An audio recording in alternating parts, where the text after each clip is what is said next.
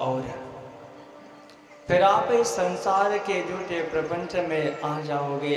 इसलिए निकलने के लिए, पार होने के लिए परमात्मा का भजन करो, कथा सत्संग को श्रवण करो, क्योंकि बिन सत्संग विवेक न होई, आप प्रभु कृपा बिन सुलभ न सोई। बिना सत्संग के विवेक ज्ञान नहीं हो सकता है। और ये भी कब होगा? जब आपके ऊपर परमात्मा की कृपा होगी तब। अब तो आपके ऊपर परमात्मा की कृपा बरस रही है कि हर वर्ष आपको सत्संग श्रवण करने को मिल जा रहा है। तो आप सभी जन सबसे पहले तो अपने आहार को शुद्ध करिए। मांस मदिरा का यदि आप सेवन करते हैं तो उसका त्याग करिए, क्योंकि परमात्मा के प्रेम का अनुभव करने के लिए इन दोनों चीजों का त्याग अति आवश्यक है। संतों की सेवा करिए, संतों के कहे अनुसार अपने जीवन में आचरण को धारण करिए। परमात्मा की ऐसे कृपा होगी कि संसार सागर में भी आप सबसे आगे निकल जाओगे।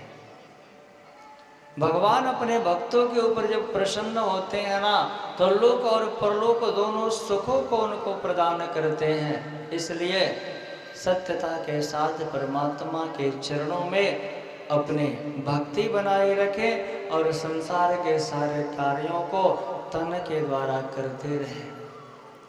मन को परमात्मा में लगा दीजिए और परमात्मा में रमा हुआ मन कभी भी संसार सागर के विषय भोगों के तुच्छ चाहना को स्वीकार नहीं कर सकता है। इसलिए सदैव प्रभु के नाम का गुणगान करते रहिए, आपका संसार सागर से कल्याण हो जाएगा।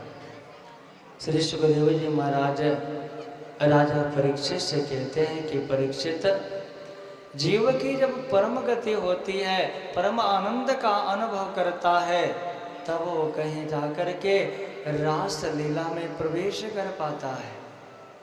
परंतु यदि जरा सा भी हमारी चाहना संसार के प्रति रही या संसार के विषय भोगों की ओर रही, तो ये संसार के विषय भोग अंततोगत्वा हमें दुख ही देते हैं, सुख की कभी अभिलाषा नहीं हो सकती है। तो ये परमात्मा की बड़ी कृपा है कि आप सभी जनों के ऊपर हर वर्ष कथा सत्संग श्रवण करने को मिलता है। नहीं तो कथा सत्संग में यहाँ तमाम लोग आए हुए हैं, बच्चे हैं, जवान हैं और बूढ़े हैं। परंतु ये जो बच्चे बैठे हुए हैं ना, आपस में बातें कर रहे हैं, ये सभी मन के गुलाम हैं। मन को जो भा रहा है, मन के अनुसार आपस में बैठ करके एक दूसरे से वार्तालाप कर रहे हैं, एक दूसरे से वही बातें कर रहे हैं जो संसार के प्रति हमें आनंद देती है, सुख देती है। परंतु इन्हीं बच्चों में एक दूसरे के मित्र होंगे। अब जब एक दूसरे से झगड़ा होगा ना, तो एक दूसरे के पोल खोलना शुरू करेंगे, एक दूसरे के विषय में लोगों से कहना शुरू करेंगे। अंततोगत्वा क्या मिलेगा? अब दोनों लोग पश्चाताप करेंगे कि हमें अपनी बातें उससे बतानी नहीं चाहिए थी, हमने ये गलती करी। तो ये अनुभव का समय है। आपकी जो अवस्था चल रही है, जाहिर सी बात है कि जब भी आप कथा में बैठोगे तो बातें ही करोगे। क्यों? क्योंकि आपने अभी अपने जीवन में परमात्मा के नाम का रसपान नहीं किया है। परंतु कथा में जब आप आइए तो शांति से बैठिए, नहीं तो बात करनी है तो पूरा रोड खाली है, चले जाइए, बात करके फिर आ जाइएगा। जो लोग कथा में बैठते हैं उनको कथा श्रवण करने दीजिए। आप लोग नवयुवा हैं, आने वाले पीढ़ी के भविष्य हैं, इसलिए अपने जीवन को ऐसे व्यर्थ में मत गवाइए। आपकी प्रेरणा आने वाला समय के बच्चे लेंगे तो उनको देने के लिए कुछ अपने पास में रखिए। भगवत चर्चा का तात्पर्य क्या होता है कि जो हमारे मन में विकार भरा हुआ है, उस विकार को भीतर से निकालना, सबके प्रति सद्भावना अपने भीतर रखना,